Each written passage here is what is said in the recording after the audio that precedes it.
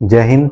जय हिंद मेरे प्यारे भाई लोग, आप सभी को आपका अपना यूट्यूब चैनल एमजी ज्ञानिक में स्वागत है। मैं आशा करता हूं कि आप सभी अच्छे होंगे और आपकी पढ़ाई निरंतर अच्छी तरह से चल रही होगी। तो हम लोग यह जो सेशन स्टार्ट किए हैं, एएलपी प्रीवियस ईयर का सेशन स्टार्ट किए हैं। इस सेशन में हम लोग देखेंगे सारे बेस्ट क्वेश्चन, इंपॉर्टेंट क्वेश्चन को, है ना। तो आइए हम लोग इस फर्स्ट क्वेश्चन को देखते हैं और अपनी सेशन को स्टार्ट करते हैं, है ना। यह फर्स्ट क्वेश्चन जो है, इस फर्स्ट क्वेश्चन को सबसे पहले आप स्वयं समझने का प्रयास कीजिए और स्वयं बनाने का प्रयास कीजिए, ठीक है। जैसे यह जो क्वेश्चन दिया गया मेरे भाई, एक 6 अंक वाली संख्या 75/077 संख्या जो 11 से विभाज्य है, तो 3/+4 का मान हमें ज्ञात करके बतलाना है।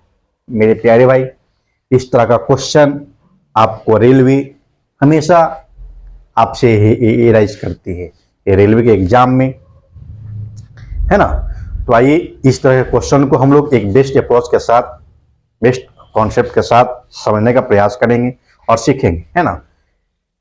जैसे देखिए, अगर इस तरह का क्वेश्चन मेरे भाई आपको आता है, तो भाई मेरे इस तरह का क्वेश्चन को बनाने से पहले आपको कुछ कॉन्सेप्ट की जरूरत होती है। वो कॉन्सेप्ट क्या होता है, जो डिविजिबिलिटी का रूल यदि आपको पता है, यानी कहने का मतलब कि वह कौन सी संख्या है जो 3 से विभाज्य है, 4 से विभाज्य है, 5 से विभाज्य है, 11 से विभाज्य है, 8 से विभाज्य, इस तरह का जो कॉन्सेप्ट है, यदि आपको क्लियर है, तब आप इस तरह के क्वेश्चन को बनाने में, इस तरह का क्वेश्चन आप पूरी आसानी पूर्वक सोल्व कर दीजिएगा, ठीक है। तो आइए हम लोग इस क्वेश्चन को पहले से देखते हैं। यह क्वेश्चन क्या है, जैसे बोल रहा है कि एक 6 अंक वाली संख्या है, यह 6 अंक के आंकड़ा है कि नहीं, इसमें कितने डिजिट है, 6 डिजिट है, जो 11 से विभाज्य है। यह जो संख्या है 11 से विभाज्य है, तो हमें 3/+4 का मान ज्ञात करने के बोल रहा है ना।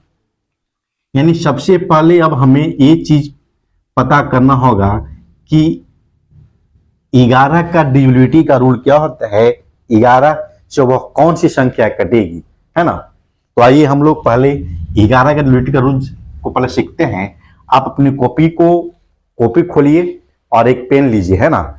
सबसे पहले मेरे प्यारे भाई, यदि आप इस सेशन को कर रहे हैं, तो सबसे पहले आप सेशन को ओपन करने से पहले, स्टार्ट करने से पहले आप एक कॉपी और एक पेन लेके बैठे। क्यों? क्योंकि मैं जितने इंपॉर्टेंट टॉपिक, इंपॉर्टेंट नोट्स जो लिखाता हूं, वो आपके लिए बहुत हित के काम आएगा, है ना। वो बहुत आपके लिए इंपॉर्टेंट होगा। और मैथ तो विदाउट पेन और कॉपी के लेके अगर बैठते हैं, तो आपसे ज्यादा मूर्ख कौन है ना। क्योंकि मैथ एक ऐसा टॉपिक है जो आपको बगैर पेन और बगैर कलम के बैठिएगा ना, तो आप कुछ समझ ही नहीं पाइएगा, समझ रहे हैं ना।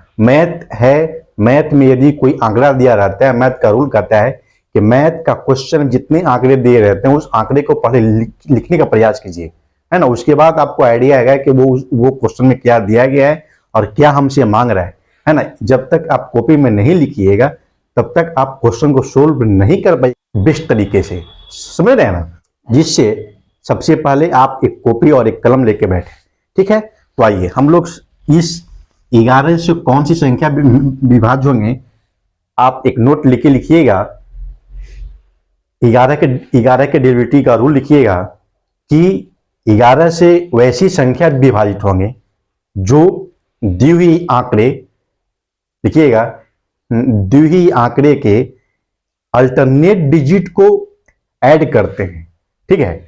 अल्टरनेट डिजिट को ऐड करते हैं, उसके बाद हम लोग माइनस कर लेते हैं, यानी घटा लेते हैं। यदि घटाने के बाद जो संख्या आती है, वह संख्या हमारा 11 से विभाज्य होगी, ठीक है। लिख लिए, बहुत अच्छे। आइए अब हम लोग यहाँ पे देखते हैं, मैंने क्या कहा भाई, कि जो आंकड़ा दिया गया है, जो डिजिट दिया गया है, उस डिजिट को सबसे पहले आप पूरी अच्छी तरह से लिख लें।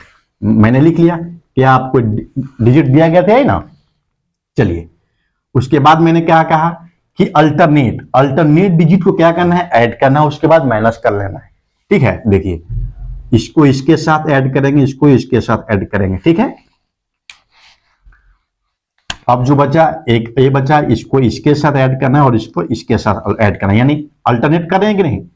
7 के बाद मैंने बाई लिखा, बाई को ऐड करना है, बाई के बाद 7 को ऐड करना, 0 को नहीं, ठीक है। अब देखिए उसके बाद क्या करेंगे, 5 के बाद कौन आएगा अल्टरनेट 0, 0 के बाद कौन आएगा अल्टरनेट 7 आएगा, ऐड करेंगे, ठीक है।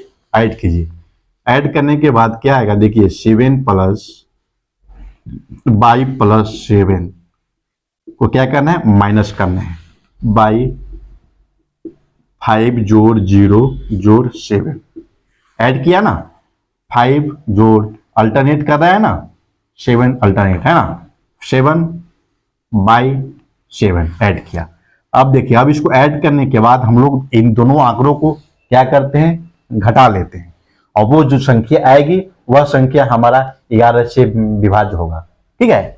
आइए देखिए जैसे 7 कितना आएगा 14, 14 प्लस बाई माइनस कितना आएगा ये 7 7 7 5 12 है ना। देखिए 14 प्लस बाई माइनस 12 को क्या करेंगे तब 2 प्लस पाई आ जाएगा मेरे प्यारे भाई। अब यहाँ पे यह जो पॉइंट आया 2 प्लस बाई, अब यही चीज आपको ध्यान देना है कि 2 प्लस बाई आया है ना। अब 2 प्लस बाई यानी अब यहाँ बाई की जगह पर वह कौन सी संख्या हम रखेंगे जो हमें वह संख्या 11 से विभाज्य हो जाएगी, है ना। आप ही बतलाएं, यहाँ पे यदि मैं 1 रखूंगा तो क्या वह संख्या विभाज्य होंगे, नहीं ना होंगे। इस देखिए यहाँ पे मैं थोड़ा सा और डिटेल करता हूं। यहाँ पे जैसे लिखा है कि 2 प्लस बाई है, यदि मैं यहाँ पे 2 प्लस 2 लिखूंगा तो कितना आएगा 4, तो क्या यह 4 हमारा यहाँ से है विभाज्य, नहीं है, नहीं है। तब अब यहाँ पे हम लोग 2 प्लस बाई की जगह पर रखा मैंने 9 रखा, तो कितना आएगा 11 आ गया। अब यह 11 हमारा 11 से विभाज्य है कि नहीं, एकदम है विभाज्य।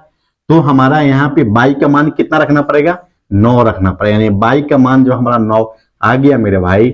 तब अब तो हमें यह मान तो डिजिट जो दिया गया है इसका मान तो निकाल लेंगे।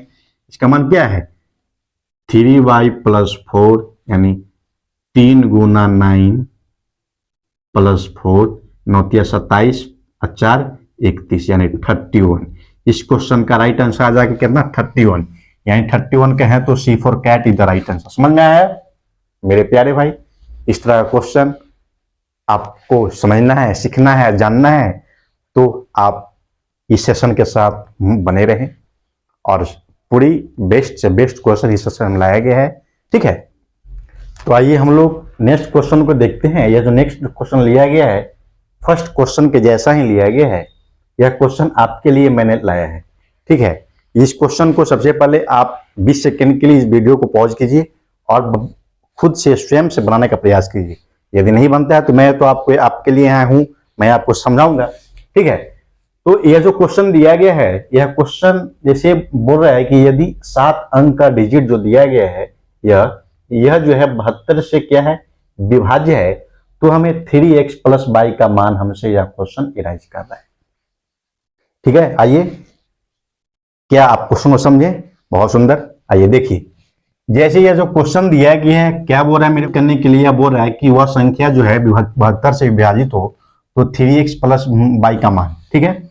यह जो हमारा है 72 एक कंपोजिट नंबर है, यानी कंपोजिट नंबर कहने का मतलब कि वह संख्या जो 2 से ज्यादा संख्याओं से यदि वह संख्या विभाज्य है तो हमें उसको हम लोग कंपोजिट नंबर कहते हैं, ठीक है। तो आइए जैसे ये जो संख्या है 72 हमारा 8 और 9 दोनों से यह संख्या क्या है विभाज्य है। अब हमें जब तक हमें यह पता नहीं रहेगा कि 8 का डिविजिबिलिटी रूल और 9 का डिविजिबिलिटी रूल, तब तक यह क्वेश्चन हमसे नहीं सोल्व होगा सोल्व नहीं होगा। तो आइए हम लोग 8 और 9 का डिविजिबिलिटी रूल क्या होता है उसके बारे में हम लोग पहले आप नोट करके लिख लीजिए, ठीक है। 9 का पहले लिखिएगा नोट लिख के कि 9 का डिविजिबिलिटी का रूल क्या होता है, ठीक है। 9 के डिविजिबिलिटी का रूल होता है मेरे भाई कि सभी आंकड़ा का योग, यदि हमारा सभी आंकड़ा का योग 9 से यदि वह संख्या विभाज्य है तब हमारा वह संख्या 9 से विभाज्य होगा। यानी कहने का मतलब कि दी हुई आंकड़ा का सबसे पहले हम लोग जोड़ लेते हैं और जोड़ने के बाद जो संख्या आती है वह संख्या में 9 से यदि हम भागा लगाते हैं तो वह संख्या 9 से कटना चाहिए। ठीक है, यदि कट जाता है तो वह संख्या 9 से विभाज्य हो जाएगी। अब लिखिएगा आप 8 से डीवीटी का रूल। 8 से डीवीटी का रूल कहता है कि दी हुई आंकड़ा का सबसे लास्ट के 3 अंक, समझिएगा, दी हुई आंकड़ा का लास्ट के 3 अंक में हम लोग 8 से भागा लगाएंगे। यदि वह संख्या 8 से वह कट जाएगी तब वह संख्या 8 से विभाज्य हो जाएगी। ठीक है, आइए हम लोग यही रूल अपनाते हैं इस क्वेश्चन में और हम लोग इस क्वेश्चन को सोल्व करने का प्रयास करते हैं। ठीक है, ये देखिए यह जो आंकड़ा दिया गया है कि कितना है मेरे भाई 134x है ना, यहां पे इस तरह का लिख देते हैं। ठीक है, x 5 8 और y। मैंने क्या कहा, 8 का डीवीटी का रूल क्या है मेरे भाई, 8 के विभाज्य का नियम क्या है, वह बोलता है कि लास्ट के 3 अंक में हम लोग 8 से भागा लगाते हैं। यदि 8 से वह संख्या कट जाती है तब वह संख्या 8 का डीवीटी रूल फॉलो कर रहा है। ठीक है, आइए देखिए जैसे हम लोगों को क्या करना है, यहाँ पे थोड़ा रफ करते हैं आपके लिए। 5 8y, अब इसमें भागा लगाएंगे तो क्या आएगा, 8 सत्ते कितना आएगा मेरे भाई 56, तो कितना आएगा 2y। अब आप हमें ये चीज बतलाएं कि यहाँ पे कौन सी संख्या बाई की जगह पे रखेंगे कि वह संख्या हमें 8 से भागा लगाने पर वह संख्या कट जाएगी। यदि 1 रखेंगे तो नहीं कटेगा, 2 रखेंगे तो नहीं कटेगा, 3 रखेंगे तो नहीं कटेगा, 4 रखेंगे तो कट जाएगा, है ना। यानी बाई की जगह पर हम लोग क्या रखेंगे, 4 रखेंगे तो 8 तिया की 24, यह संख्या हमको पूरी रूप से कट गई। यानी बाई बराबर हम लोग क्या रखे थे 4, यानी बाई का मान कितना है मेरे भाई 4 आ गया। चलिए अब हमें बाई क्या हो गया मालूम। अब यहाँ पे थोड़ा सा और एक स्टेप लेते हैं आपके लिए समझाने के लिए। x 5 8, बाई का मान कितना है 4। अब हम लोग को 9 का डीवीटी का रूल क्या कहता है कि 9 कहता है कि दी हुई आंकड़ा का योग सबसे पहले ज्ञात करना है। दी हुई पूरी आंकड़ा को जोड़ लेते हैं और जोड़ने के बाद 9 से हम लोग भागा लगाते हैं। यदि वह संख्या 9 से विभाज्य हो जाती है, कट जाती है, तब वह 9 के डीवीटी का रूल वो फॉलो कर रहा है। ठीक है, आइए देखिए जैसे अब इसको हम ऐड करें तो क्या आएगा, 3 1 4 4 4 8 8 5 13 13 8 कितना होगा मेरे भाई, 13 8 21 4 25, यानी 25 प्लस x। अब यहाँ पे 25 प्लस x आ गया है ना। अब 25 प्लस x यानी 9 के डीवीटी का रूल हम लोग निकाल रहे हैं। तो 9 से वह कौन सी संख्या यहाँ पे रखेंगे कि 9 से विभाज्य हो जाएगा। 25 में यदि यहाँ 1 रखेंगे तो 26 हो जाएगा, 2 रखेंगे तो कितना आएगा मेरा 27 आ जाएगा। यानी 25 प्लस 2 बराबर कितना आएगा मेरा भाई 27। अब यह 27 क्या हमारा नहीं कटेगा, एकदम कट जाएगा। यानी हमारा x का मान मैंने क्या रखा था 2 रखा था, हो गया मालूम।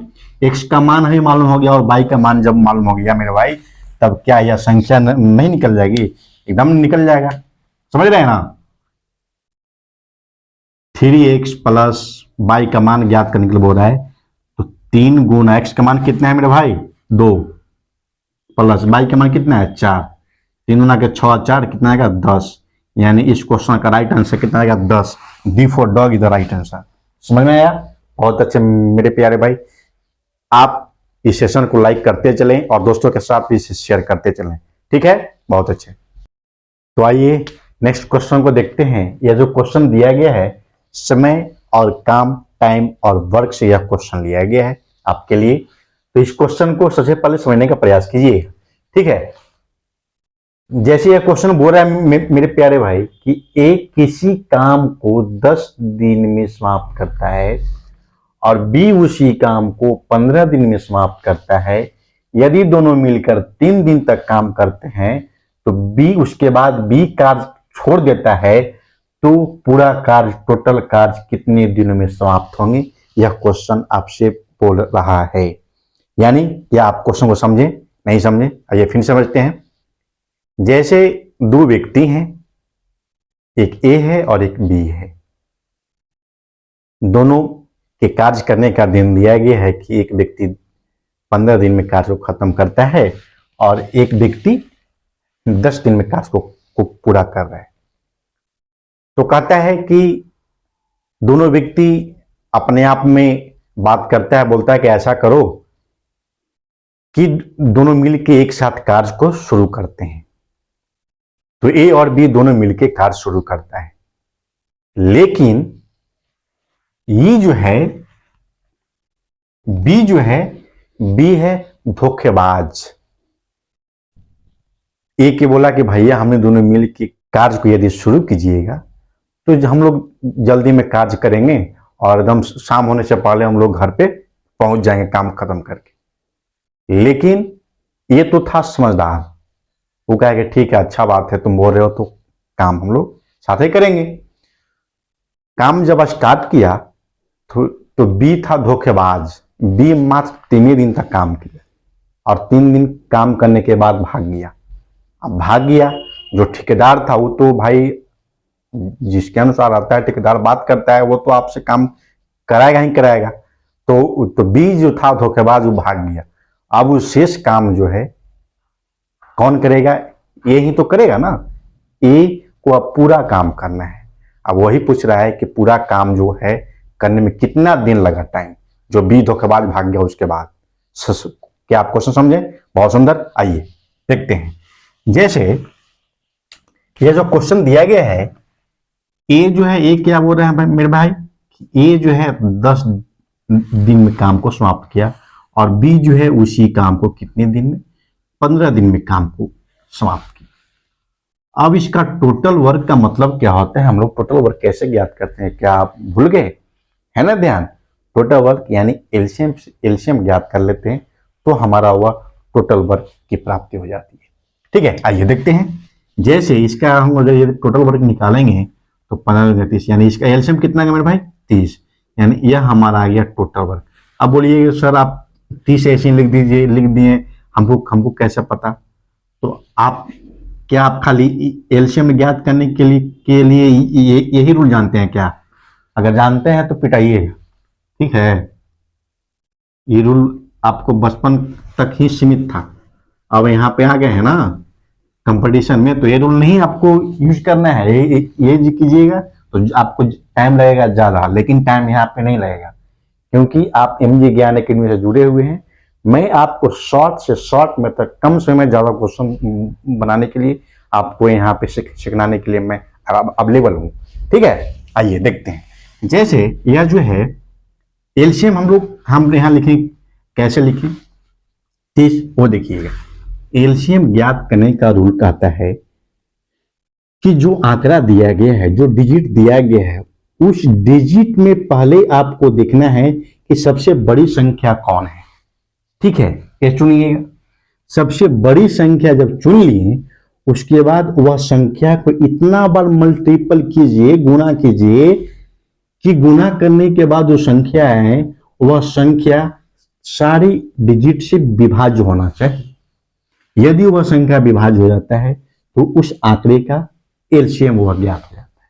समझ गए? आइए, इन 2 डिजिट में हम लोग को 15 सबसे बड़ा है, तो 15 को हम लोग 1 से गुना किए तब 15 आया।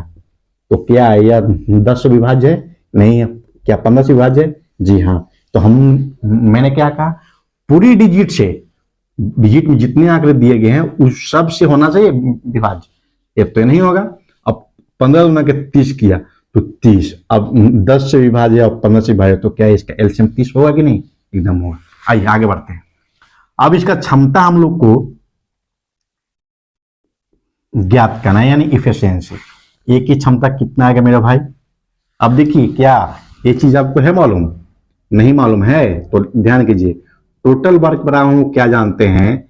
टाइम गुना इफिशियंसी, यानी क्षमता, है ना। ये चीज आप ध्यान दीजिएगा। टाइम एंड वर्क में जैसे ही आप एंट्री कीजिएगा तो इसके बगैर आप नहीं चल पाइएगा। ये चीज आपको ध्यान में रखना होगा। ठीक है, मैंने क्या कहा? मैंने जब इफिशियंसी को ज्ञात करने का जरूर समय आया तो इफिशियंसी बराबर क्या होता है मेरे भाई, इफिशियंसी वाला बोलिएगा टोटल वर्क वट्टा टाइम।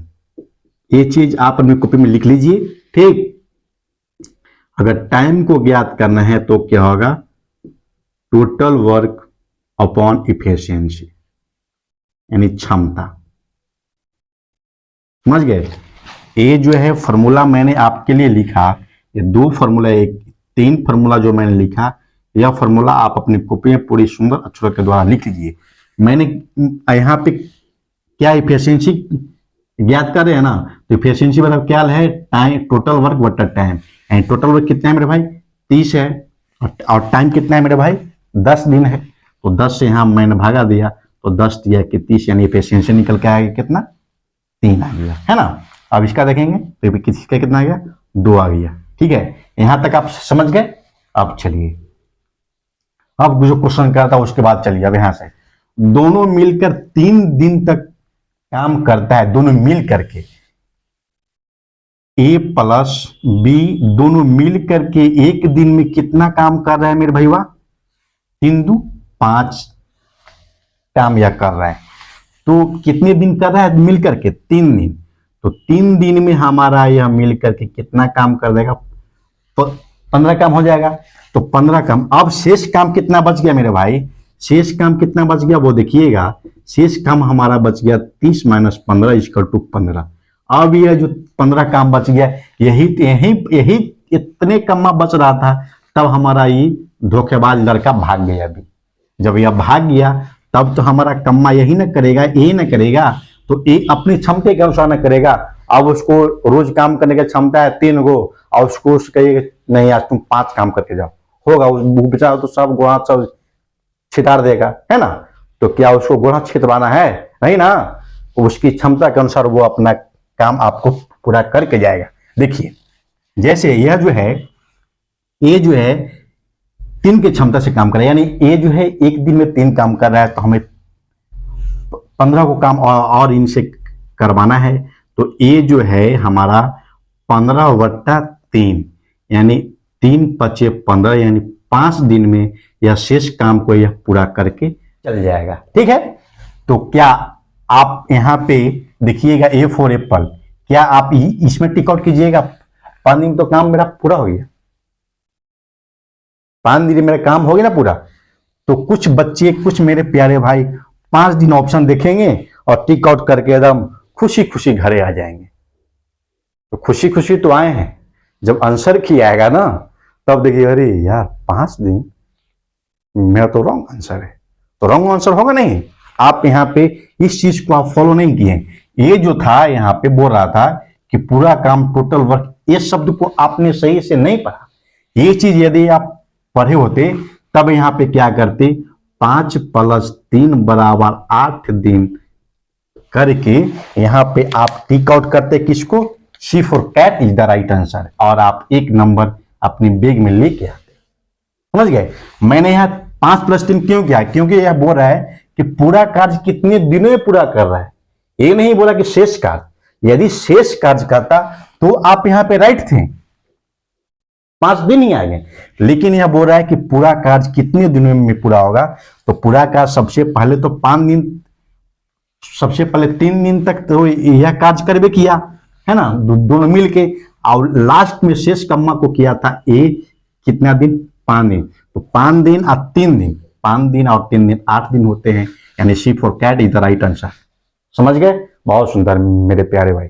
आप यदि इस तरह का कॉन्सेप्ट आप समझना चाहते हैं और सीखना चाहते हैं तो आपको इस सेशन में लास्ट तक बने रहना होगा, और आप बेस्ट से बेस्ट क्वेश्चन सीखिए, और मैं आपको पूरी बेस्ट कॉन्सेप्ट के साथ समझाने का प्रयास करूंगा।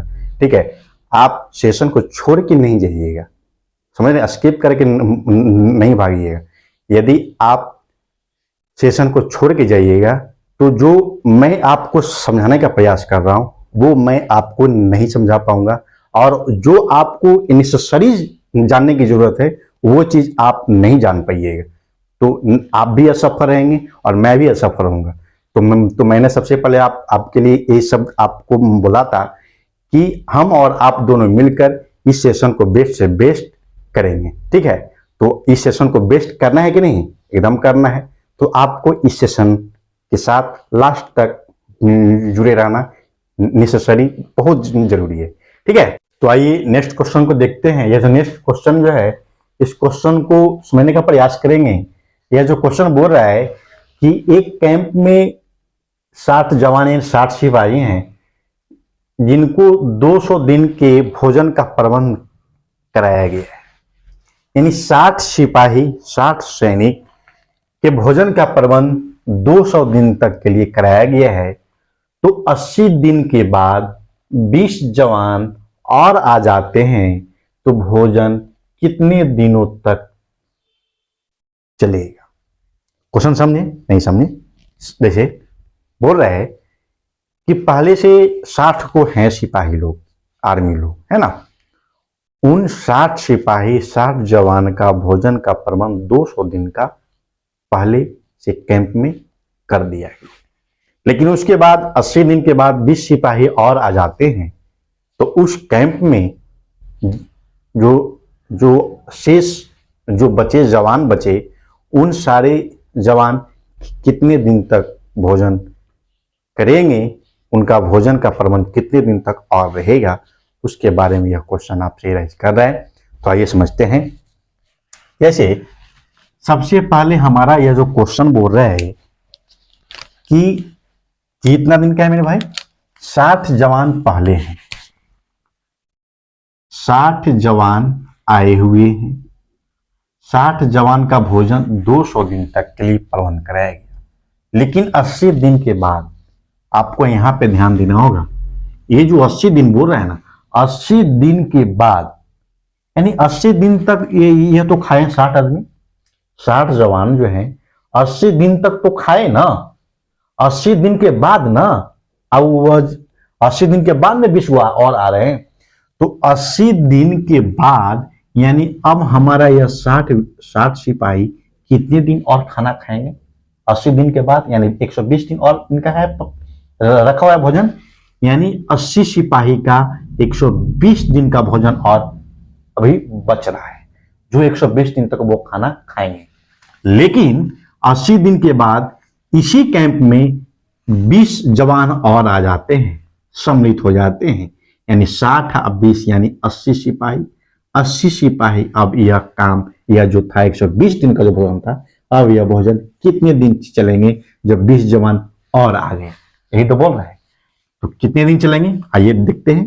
डी बराबर क्या आएगा मेरे भाई, 60 गुना 120 बट्टा 80 कैंसिल, यह कितना बन जाएगा, 4 दूना के 8, 4 तिया के 12, 2 से जाके कितना 30 मरतबे, यानी 30 तिया के 90, यानी 90 दिन यह भोजन और चलेंगे हमारा, यानी 90 दिन। B for ball is the right answer. समझ गए, बहुत सुंदर।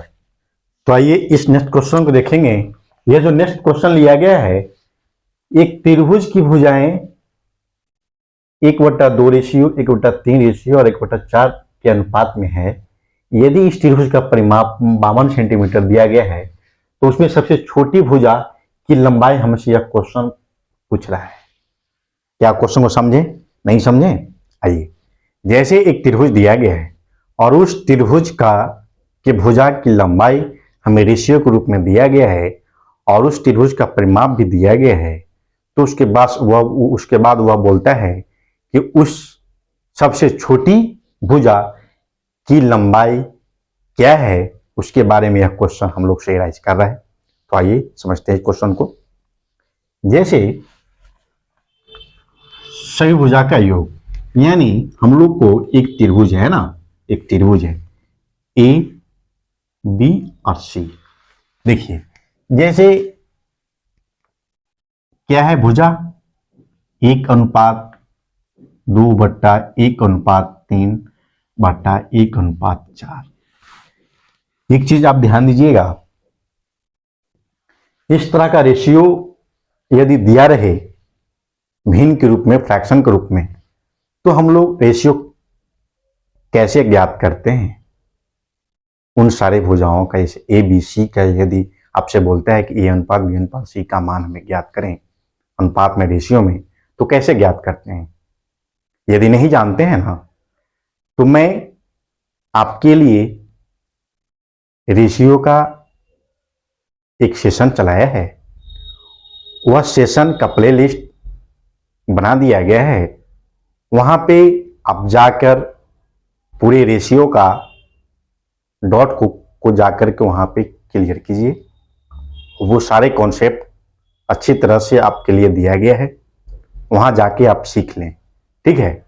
उसके बाद आपको रेशियो से संबंधित जितने सारे क्वेश्चन रहेंगे, आप उन सारे क्वेश्चन को बहुत इजी वे में कम समय में आप सोल्व करने के लिए सीख जाइएगा। तो मैं आपसे आग्रह करता हूं कि आपके लिए प्ले लिस्ट में रेशियो का सेशन ऑलरेडी चला दिया गया है, वहां से जाके आप अपने रेशियो के डॉट को क्लियर करें और बेस्ट कॉन्सेप्ट आप वहां से लें, ठीक है।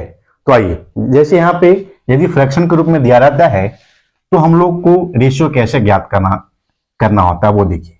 यदि फ्रैक्शन के रूप में दिया रहे तो सबसे पहले हर का हम लोग क्या करते हैं, एलसीएम ज्ञात करते हैं।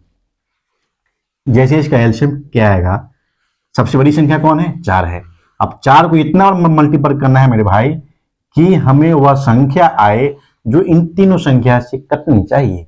यदि 4 दूना के 8 करेंगे, यदि हम 8 करेंगे तो क्या 2 चौका 8 तो कट जाएगा, 3 से कटेगा नहीं, कटेगा, ये नहीं होगा एलसीएम। अब 4 त्याग 12 रखेंगे, यदि हम यहाँ पे एलसीएम 12 रखते हैं तो 12 हमसे 2 से भी कट जाएगा, 3 से भी कट जाएगा और 4 से भी कट जाएगा, सही है एलसीएम। आइए, 2 छक 12, 3 चौक 12 और 4 तिया के 12। अब हमारा जो यह मान निकल के आया मेरे भाई, यह जो एलसीएम के बाद यह जो मान नीचे निकल के आया, यही हमारा ए अनुपात बी अनुपात सी का मान ज्ञात होकर के आ गया, ठीक है।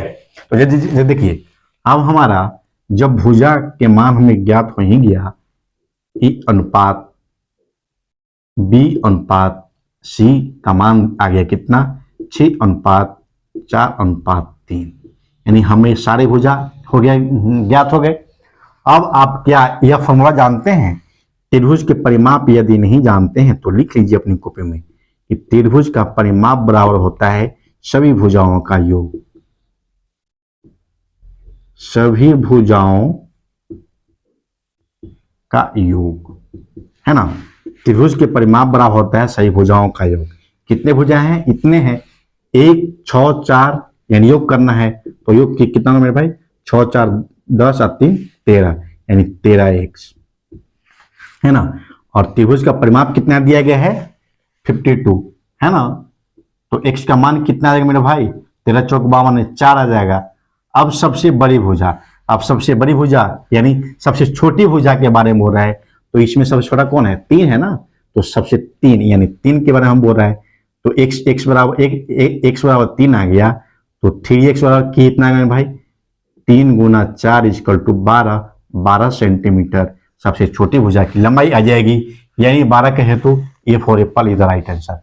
समझ में आया, बहुत अच्छे। तो आइए इस सेकंड क्वेश्चन को देखते हैं। यह क्वेश्चन दिया गया है, यदि किसी त्रिभुज की ऊंचाई को 10% बढ़ा दी गई है तो उस त्रिभुज के आधार को कितना कम करना होगा ताकि त्रिभुज के क्षेत्रफल अपरिवर्तित, यानी उसका त्रिभुज का क्षेत्रफल नहीं बढ़े, उसके मान नहीं बढ़े, अपरिवर्तित यानी परिवर्तित ना हो, ठीक है, समझ गए। आइए, यदि मेरे प्यारे भाई इस तरह का क्वेश्चन यदि आपको रहता है, मिलता है एग्जाम में, और मिलता है क्या, मिलेगा ही, तो इस तरह के क्वेश्चन को एक फॉर्मूला में आपके लिए रामबाण के रूप में दे रहा हूं, वह फॉर्मूला आप अपनी कॉपी में लिख लीजिएगा कि R/100 + R गुना 100। यह फॉर्मूला आपके लिए रामबाण की तरह साबित होगा। इस तरह क्वेश्चन ये मिलता है आपको, तो यह क्वेश्चन या फॉर्मूला आप अपनी कॉपी में तो लिख ही रहे हैं, अच्छी बात है, और आप अपने माइंड में भी सेव कीजिएगा, ठीक है, क्योंकि एग्जाम में आपको कॉपी ले जाने के अलाउ नहीं है, आपको आपके साथ सिर्फ माइंड जाएगा, ठीक। आइए जैसे देखिए, अब यहाँ पे है R/100 + R गुना 100। अब R का मान यानी जो परसेंटेज जो बढ़ रहा है ना, यानी आर का मान कितना है 10/100 प्लस आर का मान कितना 10 गुना 100। अब इसको थोड़ा सा और आगे करेंगे कैलकुलेशन तो कितना आएगा 10/100 10 गुना 100।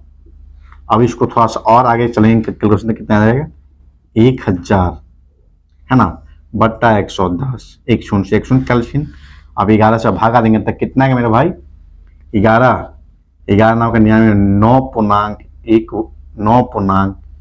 9.1/11 इस क्वेश्चन का 9.1/11 इस क्वेश्चन का राइट आंसर हो जाएगा। समझ गए?